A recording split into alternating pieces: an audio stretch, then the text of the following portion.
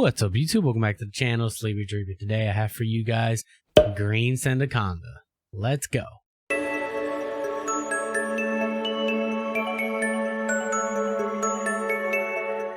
Alright guys, here's my deck list for Sandaconda VMAX Greens version. We're going to start off with the Sandaconda V, and we're using this Sandaconda V because its set of attacks are a little bit better than the Chilling Reigns one. Sand Eater allows us to accelerate energy from our discard pile if we need to, especially after a turn of Cheryl. We can go ahead and Sand Eater and accelerate an energy back into our bench if we think it's a good play. And we also have Sand Breath with a memory capsule as well on our Sandaconda VMAX. We can go ahead and take KOs on just basic Vs if we think they're a threat, such as Zacian and stuff like that. So this is mainly why we're using this. It hits better numbers. It has better effects of its attacks in general. Let's go ahead and move on to the VMAX, doing 320 damage, fighting type. And its first attack, called Sand Breath, does 60 damage. Sand Pulse, not Sand Breath, does 60 damage and does 20 to each of our opponent's bench Pokemon. Nice little spread attack here, 60 damage. And then let's say we have a memory capsule attached. We're doing 50 damage across the board, which is insane. We can knock out small little things on their benches. We can start reducing damage on their VMAXs, especially with the telescopic sight. We have 50 damage, so that's like insane, because if you get enough spread damage, we can knock it out with our second attack in GMAX Cyclone, doing 180 damage. And it states move any energy from this Pokemon to your other Pokemon in any way you like. Kind of like a Guardian effect. We can move our fighting energy if we think we're going to get KO'd next turn. We can move these to a backup Guardian if we need to. I said Guardian, I meant Sandaconda. But yes, we can go ahead and move those if we think we're going to get KO'd, and then just go from there. Now, to help us set up a little bit good, we're going to be running a 3-3 Magneton line with Call Signal. Now, once during your turn before you attack, you may search your deck for up to 3 supporter cards, reveal them, and put them in your hand, then shuffle your deck. If you search your deck in this way, this Pokemon is knocked out. So we go behind on prizes when we do that. We give our opponent a prize, but this allows us to make supporter plays such as Lieutenant Surge, Greens, and then Greens can allow us to search for another supporter that we might use and anything else we might need in our deck.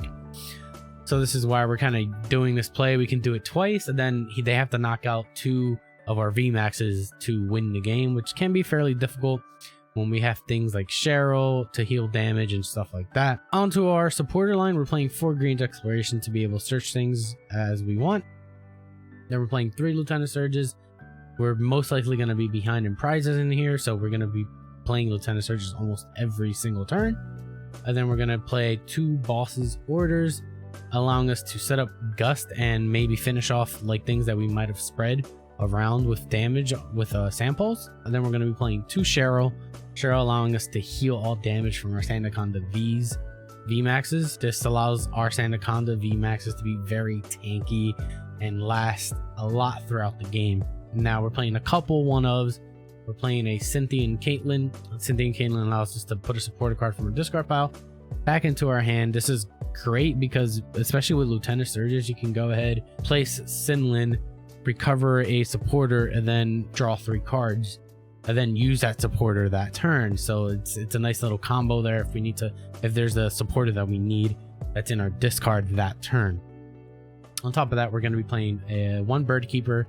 Bird Keeper is just another switch card that we can do, and also drawing us an additional 3 cards. And we're also going to be playing a Flannery. If I remember correctly, remove special. We can remove a special energy attached to one of our opponent's Pokemon and any stadium card in play. So let's say our opponent has a Chaotic Swell and we want to play down our Viridian or Path to Peak to stop them from being able to draw. We can go ahead and play Flannery and remove any stadium in play as well as any special energy. So kind of slowing them down in 2 ways a little bit. So not bad to have as a one-of in this deck, especially when we're, kind of hitting smaller numbers and stuff like that. So now we're going to go ahead and play Path to the Peak. Path to the Peak, as we all know, it's basically Power Plant on steroids. It stops all abilities for all rule box Pokemon. This is how we're going to slow down our opponent while we're setting up fine. They can't play Crobats, Denendanes, or anything like that. So this is great. Then we're going to go ahead and be playing a Viridian Force. Viridian Force allows us to just dig for energy when we need to.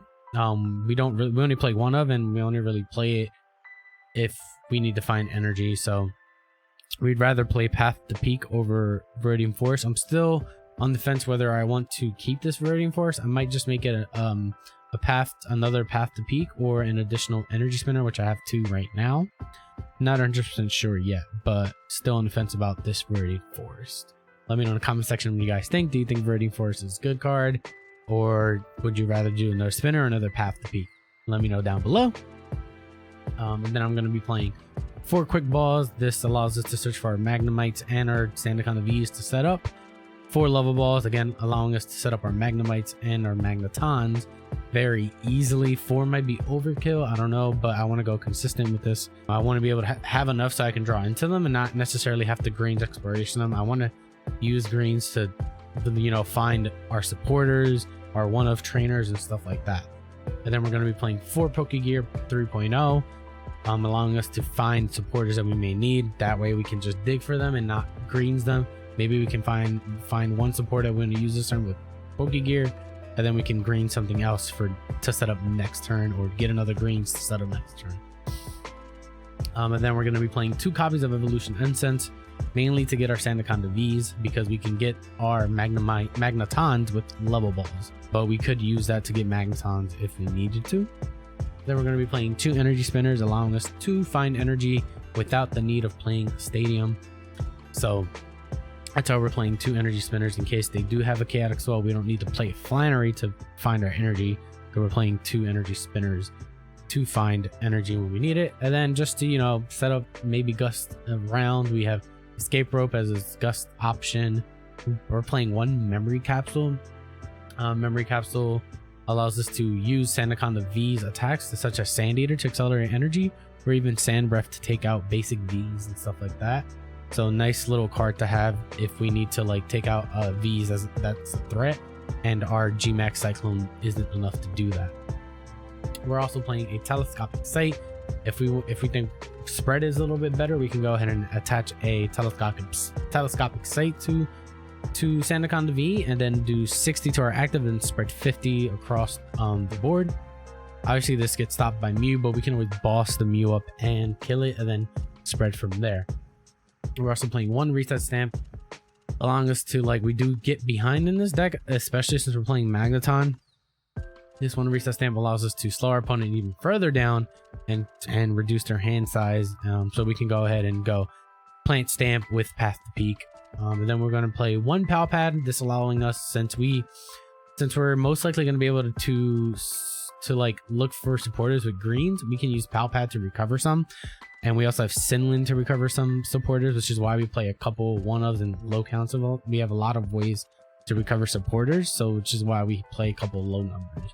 We have Pal Pad and Sinlin, and we can use greens to find what we just Pal Pad. So that's not bad, and use it that same turn because we have Lieutenant Surge strategy. And then we're also going to be playing 1 switch, just to have another additional switch option. That's 1, 2, 3 switch options that we have, just in case we need to get out of the act.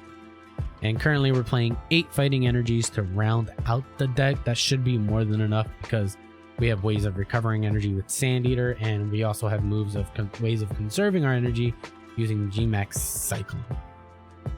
So yeah, that is my green Sandaconda VMAX deck. I hope you guys enjoyed that. Feel free to subscribe to the channel if you want to see some more PTCGO content. Smash that like button if you like the video, and also let me know down in the comment section below, what do you like about this Sandaconda VMAX Chilling Reigns set? What are you excited for it? Because I'm excited for it to finally come out.